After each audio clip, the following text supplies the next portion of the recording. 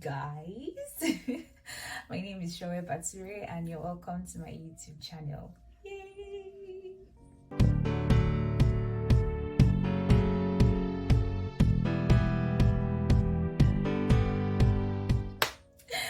All right, so if you're new here, hi, welcome. If you are a returning subscriber, thank you so much for coming back to watch my videos. Thank you for liking them and your lovely comments.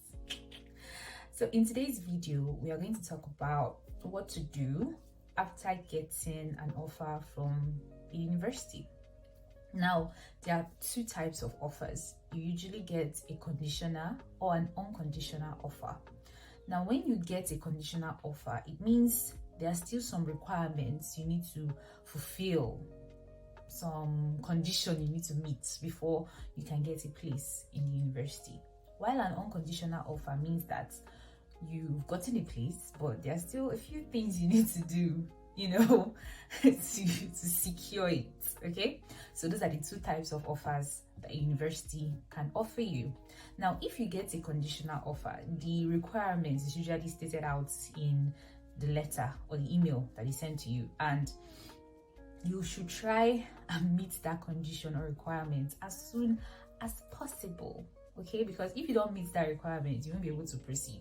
Although some universities will tell you, oh, if you have any means of meeting the requirement, you can go ahead and continue the other processes while you meet your condition or requirement. But I would advise that you try as much as possible to meet the requirement first before you go ahead with the other steps.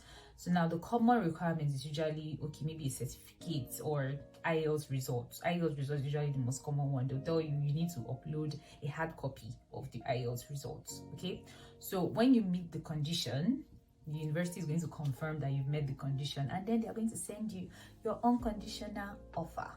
Yay! So the unconditional offer now means that they've given you a place. Yes, you are now a student. Okay, but you have to now go ahead to secure your place in the university. Now, what many universities have, like a student portal. I think once they send you your unconditional offer, they send you like a login details and password, and then they'll tell you log in and accept the admission. Now, if you don't accept the admission, you may not be able to move ahead to the next steps. It's not like that for all universities, so make sure you confirm. Okay, so when you accept the admission online, you can now move ahead to the next step. Now, what's the next step? The next step involves money. So you have to pay a deposit. Now, it's usually a requirement before you can get your confirmation of studies. We'll get to that shortly. So how can you pay your deposits? Now, remember I said earlier you should have already done your research to find out what amount is expected of you to pay as a deposit, and it can range from £1,500, £2,000, some schools £4,000. The highest I've seen is £7,000. So you have to have made arrangements before now to pay your deposits.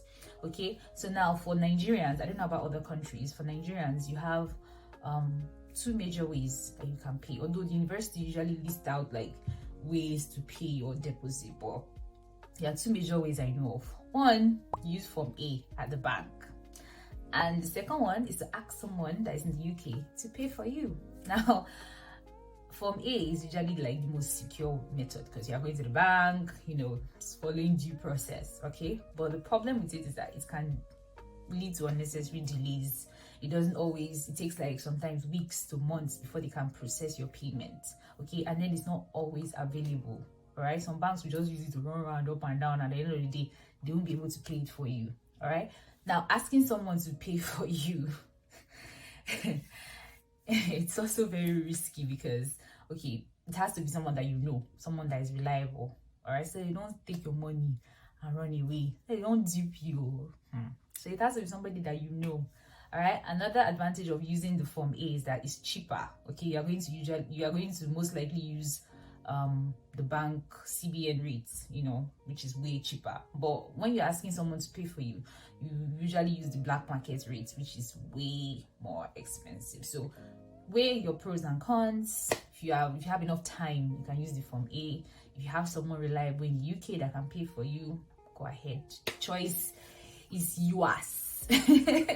So once you've paid, you can go ahead and apply for your confirmation of acceptance of studies, which is CAS for short, CAS.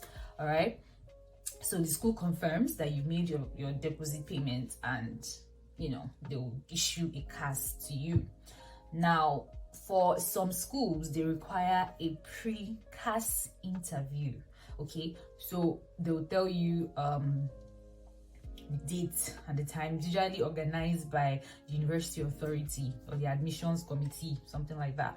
So it's actually kind of like to prepare you for your UKVI interview, or to make sure that you have everything you need for your visa application. All right, so some schools will also require that your proof of funds is available at this time prior to your pre-CAS interview. So if that's the case, make sure that you've already started your proof of funds. I won't get into details for that right now, but we'll talk about it in later videos. Okay, or proof of funds is just basically proof that you have the money to fund your studies. Okay, and they expect the money to be in your account for at least 28 to 30 days. All right, so some schools will require a pre-CAS interview and proof of funds. Now, the pre-CAS interview is usually online. It lasts 15 to 30 minutes, and they usually just ask you about the school, the program. Why have you decided to go and study in the UK? Why did you decide to study in that university? Just to find out like what It's not a big deal, so to speak, but if you are one of those people that require a pre-CAS interview, you should make sure that you prepare very well for the interview. Okay, there are loads of information about pre-CAS interviews online. All right, so the next thing after your pre-CAS interview, they would issue your CAS if you pass the interview. Okay, I think majority of people actually pass the interview. So all right, so note that it's not everybody that gets a pre-CAS interview. Not everybody gets interviewed. Some people like me myself, I didn't do a pre-CAS interview. I applied for my CAS and I got it, went ahead to the next steps. Okay, so not everyone requires a pre-CAS interview. So if you fall into that category, congratulations to you. Okay, you just apply for your CAS and wait for the university to issue the CAS. All right, so I think those are the two major steps after you get your admission offer. Okay, so once you've gotten your CAS, you can move ahead to the next level. All right, so the next level will be visa application. Dun, dun, dun. Okay, so I have some suggestions, all right, at this point. So if you've gotten to this point where you've gotten an admission and you've applied for your CAS, you've paid your deposit and you've applied for your CAS, you should by now already have your international passport. If you don't have it by now, you are a joker. You can just jump in, because are you high?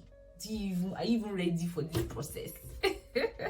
So in fact, that should be at the beginning. You should already have it, because it's usually 5 years. So even if you have it before you even start applying for the masters, it will not spoil. It will not expire. Okay, so your international passport should be with you right now. If you are watching this video and you don't have international passport, Benny, go and start your process, because now it's taking much longer than before. All right, then when you are waiting for your CAS, all right, you can go ahead and do your TB screening. Okay, it's part of the requirements you need for the next step. So you can do it now while you're waiting for your CAS, or you can wait until the CAS comes out before you do it, because it's a 1-day process. You can get your certificate, your results, everything that same day. So it's up to you. You can either decide to do it now, or you wait until your CAS comes out and then you do it after. All right, so I'm indifferent about the proof of funds matter. Okay, some people will say you can start it now. For those people that require it before the CAS, you don't have a choice. You should have already started it, so that you wait for 28 days, get your proof of funds, do your pre-CAS interview, and get your CAS. Okay, so once you get it, you can just use that same bank detail and everything to do your visa application. All right, but if not, you can start it now. It depends on you. If you don't want to jam unnecessary delays. All right, it will just kind of like save you, but it's quite expensive. All right, we'll talk about other proof of funds options later. Okay, so that is that. So have funds ready for your visa application, which is going to be the next thing we'll talk about in the next video. So prepare your money, make sure that you've gotten everything set, and wait patiently for your CAS. Once your CAS comes out, you are ready to go. All right, so thank you so much for staying to the end of this video. In my next video, I'm going to talk about the visa application process, tips to avoid in order not to get denied, and some of the scares that can happen during and after the visa application. All right, so if this video was informative, if you found value in this video, kindly give it a thumbs up and share it to your friends, family, anybody that you think is going to benefit from this video. And I'll see you in my next video. Thank you. Ciao.